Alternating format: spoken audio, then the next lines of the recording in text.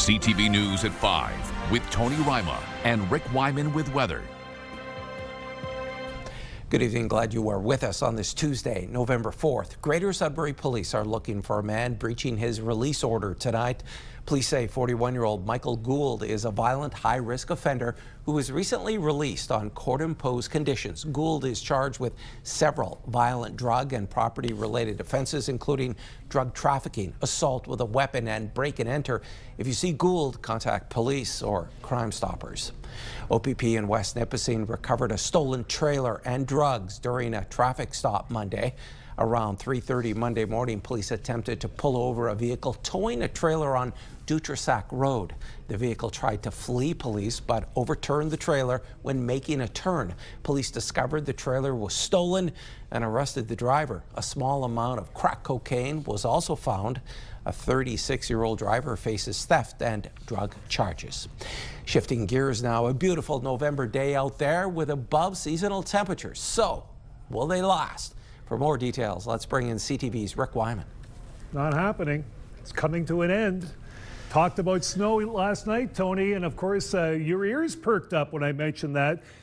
We've got some snow in the forecast. Your first take on weather brought to you by CAA. Get your membership today at getcaa.ca. Take a look at the mess that we're about to inherit. Rain, snow in some sections, 2 to 4 centimeters, 2 centimeters. Mix of pretty well everything. We'll get into the forecast in detail in just a couple of minutes, Tony. But again, as we said, that ever-changing weather in the month of November, it's really taking effect as of this week, so get ready. The white stuff and colder temperatures are here. Back to you. Thanks for that, Rick. The driver in a dangerous near miss at a North Bay school has been arrested. Police are thanking the public for helping them catch the person who nearly struck 3 students Friday morning near St. Joseph's Schollard Hall. The driver had been observed speeding through a parking lot, almost hitting the students and a nearby pole. The young person behind the wheel has been charged with dangerous driving. A Greater Sudbury driver received a $490 fine for passing a school bus this morning. This video shows the vehicle driving past the stopped school bus in the Valcaron area. As it was a first offense, the fine was just shy of $500, but police say subsequent convictions can result in fines of up to $4,000 and 6 months behind bars. The message from Greater Sudbury Police posted on social media with this video: stop for school buses.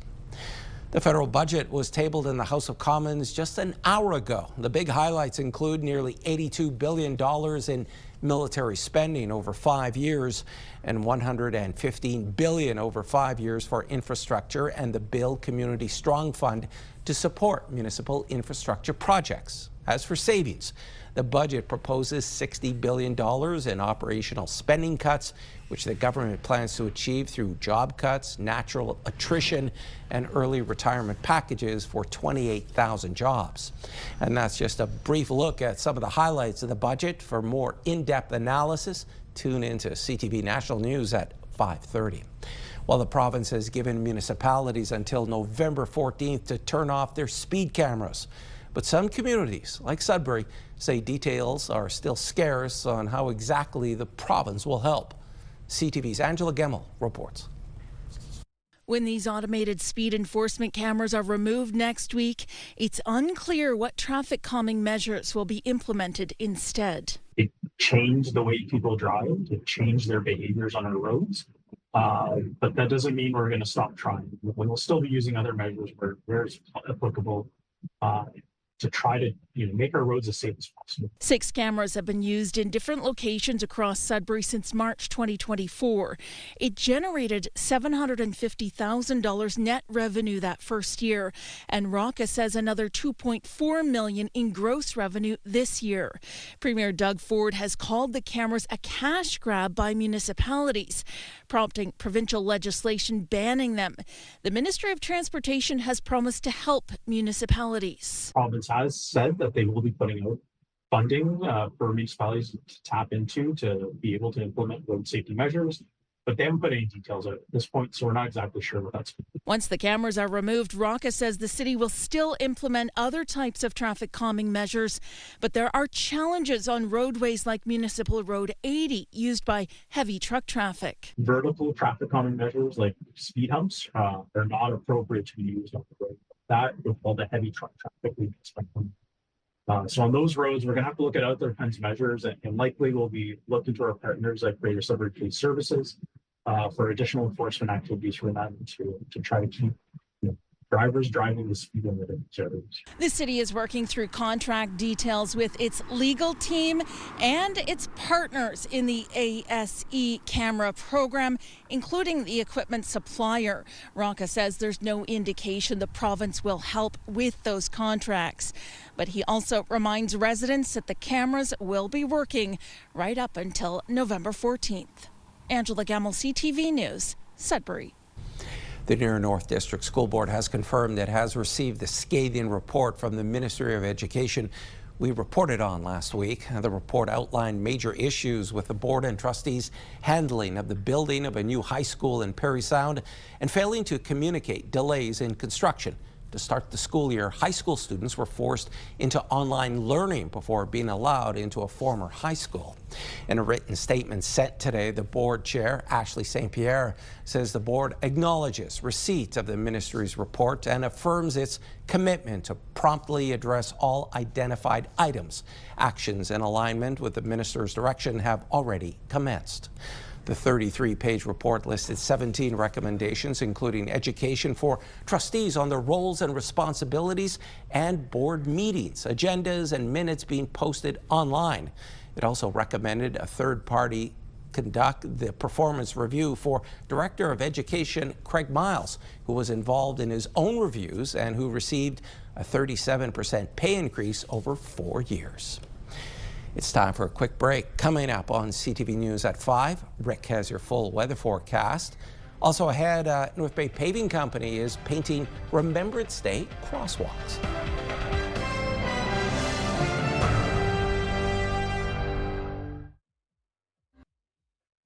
When you see it happen, send it to CTV News.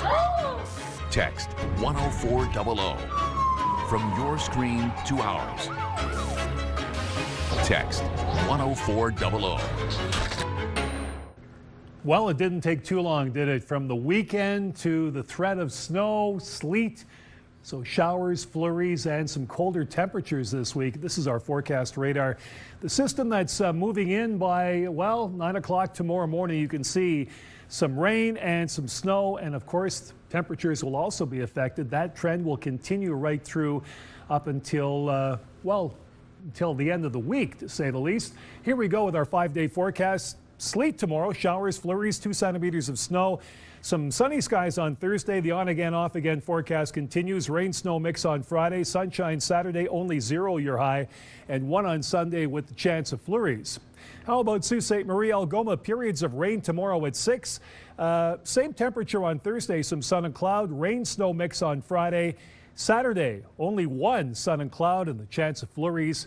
2 degrees Sunday. This is where it gets real interesting. Timmins, Cochrane, Kapuskasing. Chance of sleet tomorrow, -11 your low. Thursday, 1 with the sun. Periods of snow. Friday, -4. Again, -11 your low.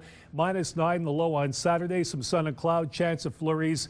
And -10 the low on Sunday. Temiskaming Shores and Kirkland Lake, rain-snow mix for tomorrow at 4, 2 degrees on Thursday with the sun. Rain-snow mix Friday at -1, -2 Saturday with the sunshine. And Sunday we've got chance of flurries, -1. Just want to point out that tomorrow for Parry Sound, 10 to 15 millimeters of rain. So a day of rain in Parry Sound, but again, lots of it, 10 to 15 millimeters. North Bay, West Nipissing, here we go. Sleet tomorrow, so showers and flurries, 2 to 4 centimeters at 2. 3 degrees on Thursday with the sunshine. Rain-snow mix, 4 degrees on Friday. And Saturday, some sun and clouds, 0. Chance of flurries on Sunday, 40%. Here we go. But take a look at the temperatures. You go from -7, perking up, well, it gets a bit warmer overnight Thursday at 0, -4 Friday, -4 Saturday, and -8 come Sunday. Talk about a variation in temperatures and conditions. Tony, over the course of this month, we are going to see a lot of change in our weather conditions, temperatures, so get used to it because fall is finally settling in. And of course, with that will come some snow. Back to you. Thanks so much for that, Rick. A North Bay Paving Company has been given permission by local municipalities this week to paint Remembrance Day crosswalks all around North Bay. The owner of the company says he's committed to maintaining the crosswalks as a tribute to those who serve and have served our nation. CTV's Eric Tashner reports. David McDonald and his crew have a lot of work to do to get old crosswalks touched up. We're putting down, it's a durable product. It's called thermoplastic. So we mix it up. But not just with any design. They will have Remembrance Day themes on them and will be done in time for the day of commemoration and reflection. I'm a base brat, so my dad was in the military, so we grew up on bases all over the place. McDonald successfully introduced the crosswalk concept to local municipalities in the Nipissing district and is giving his time, staff resources, equipment and materials to see them painted over the next few days. We're donating all these to anybody that wants one that we can put out because Remembrance Day is important. He also plans to maintain them for the next 5 years. Very, very special for a veteran to serve for their country, and then with this kind of recognition now, it just lifts the heart up a little bit. Having already completed 2 of these crosswalks in calendar, McDonald and his crew finished another 3 in front of Bort Longyear Memorial Gardens in North Bay, with the 6th planned in East Ferris later this week. It's a sign of pride, and it reminds me of why I'm here. McDonald's father was a CF-101 pilot and an officer for 28 years. His 2 grandfathers also served in World War II.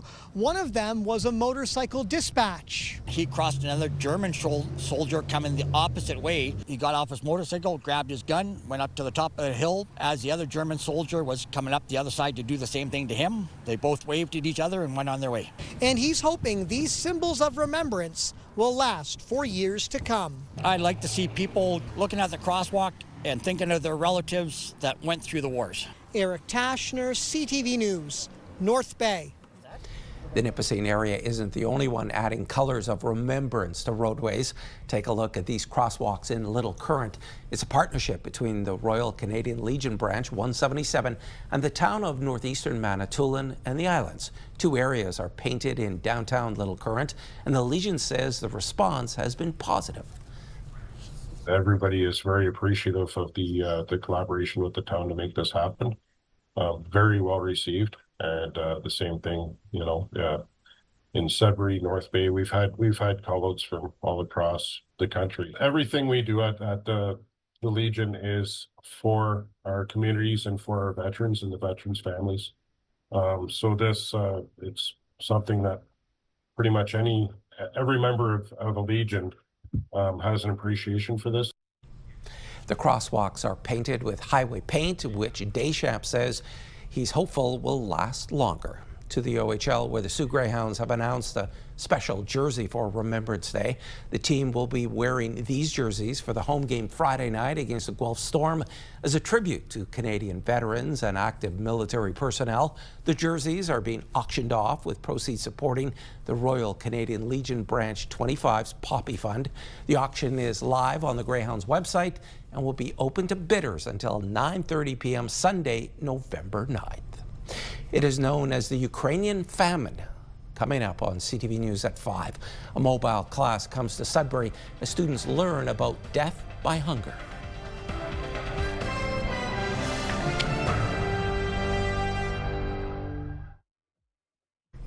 The 2025 wildland fire season came to a close on October 31st, and the Ontario government is beginning to prepare for the next season starting April 1st. The province is adding 68 permanent firefighting and support staff positions in wildland firefighting for next year. This after adding 100 positions in 2024 and 2025. However, the OPSU Local 703 vice president says retention is the issue and not recruitment.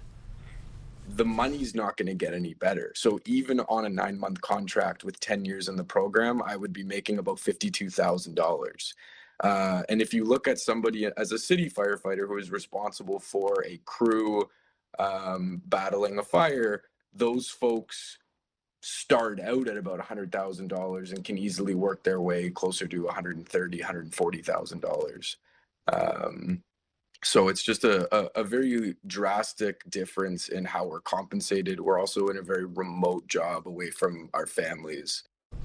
We reached out to the Ministry of Natural Resources and officials have not responded by our deadline. The North Shore Health Network is advising the public that Richards Landing, Matthews site, will be closed tomorrow. The site is expected to reopen Thursday, November 6th at 8 a.m. Thessalon, Blind River and Sioux Area Hospital remain open for patient care. For medical emergencies, call 911. The Sudbury Catholic District School Board is welcoming a national awareness tour to its secondary schools this week.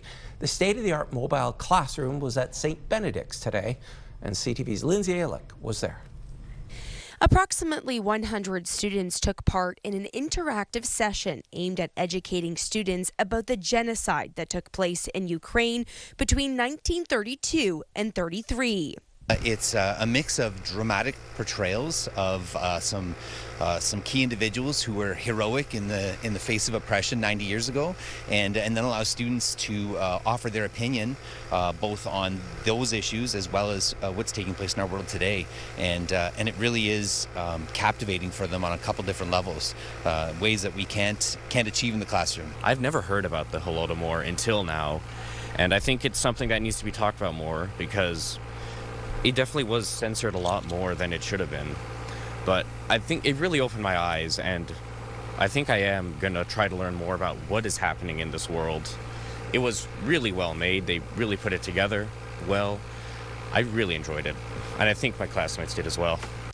The Canada-Ukraine Foundation developed the National Awareness Tour program in 2014 to foster education and bring awareness. It's estimated more than 70,000 students have taken part from coast to coast to coast. Students who are the seeds of future leaders and the ones who can make a difference moving forward can understand what happened, why it happened, but also understand the importance of civility, tolerance, equity, how propaganda fits into the equity today, or into the equation today more so to speak, and to understand that they can make a difference if they choose to raise their voices. The bus will continue its school tour heading to St. Charles College tomorrow and Bishop Alexander on Thursday. The general public also has an opportunity to experience the bus at the Ukrainian Senior Center on Wednesday between 5 and 8 p.m. Lindsay Alick, CTV News, Sudbury. It's Take Me Home Tuesday. Rick Wyman talks with Emma Bailey from the Sudbury SPCA. You're watching First at 5.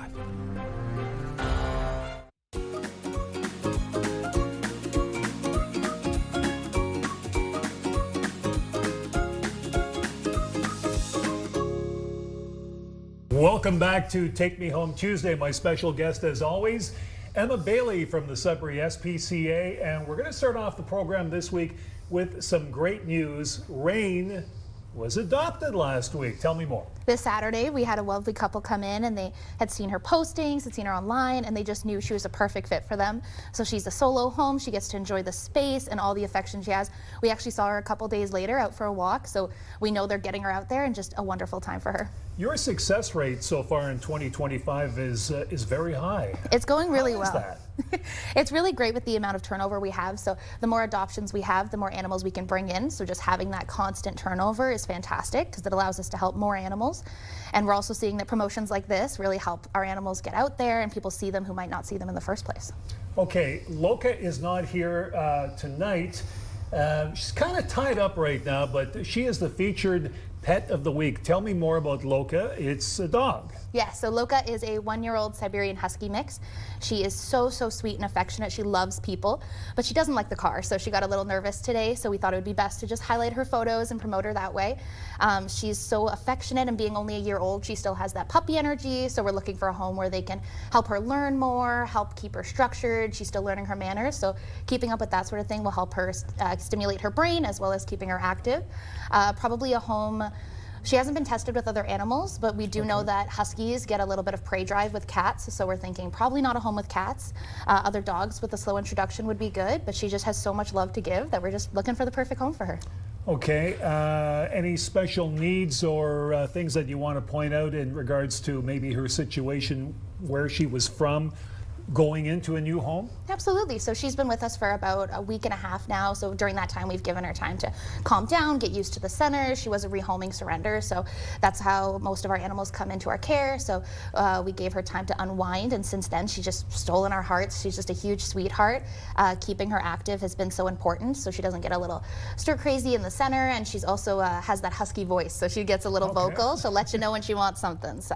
Okay, you've got another fundraiser coming up as well. Yes, we do. So right now we have our Draws for Paws lottery. We're currently at $120,000 jackpot. Wow. So all the proceeds come back to help our animal centers, help animals in need, and the community. So you can buy tickets online. They're out on sale until this Thursday is our closing date. And they start at $10 and go up as high as you like for the amount of donations. And everyone gets a chance to win.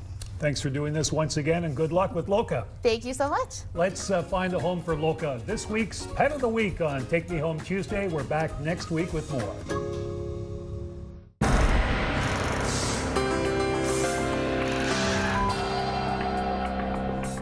Our first community close-up takes us to Sault Ste. Marie. Nick Gridzik sent us this photograph of the International Bridge of the sun rising. Great picture, Nick. Thanks so much.